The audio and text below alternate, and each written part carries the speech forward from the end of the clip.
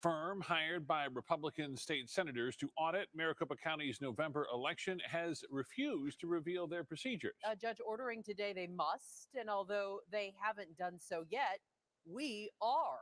Only ABC 15 uncovering some of their methods and what they're looking for on your ballot. Our Nicole Valdez and Garrett Archer leading the charge every step of the way on this story. They're together tonight to bring you the exclusive information. Garrett, you and I have been following this audit for several days now, and only recently did we get a look inside, get our camera in there to get a closer look and independently see what's going on, who the people inside are, what they are doing. But we still don't really know exactly what they're doing, the specific process and details that they're using in this whole process beyond just recounting ballots. So you told me you were able to have a conversation with some of the team members of this process who actually were able to give you some specifics on what they're looking for here and what their goals are. What did they tell you? So there's really two processes going on. There's the hand recount that we've all talked about and seen, and then there's a second process where they're actually photograph the ballots. So what this is called is kinematic artifact detection. They are taking these ballots and they're looking for folds in the ballots with the assumption that all early ballots have folds in them.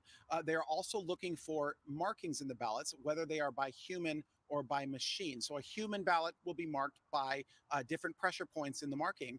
The machine ballot, of course, the pressure point would be about the same throughout the entire mark. But Garrett, we know that not every early ballot is sent through the mail. We know that voters in Maricopa County went to vote centers to go vote in person early before November 3rd. So could that potentially be an issue in this whole process?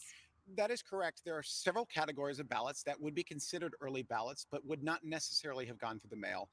That would be things like military overseas ballots, people who voted in person at the Maricopa County Elections Department.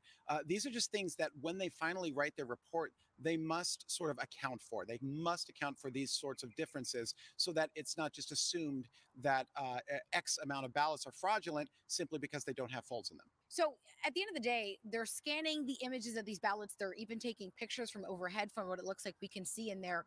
At this point, it looks like they have a lot of data. They have a lot of images of all these ballots. Do we know what they're going to do with this after this process is over? There is a ton of data collection going on, and we simply do not know at this point what happens to the data afterwards.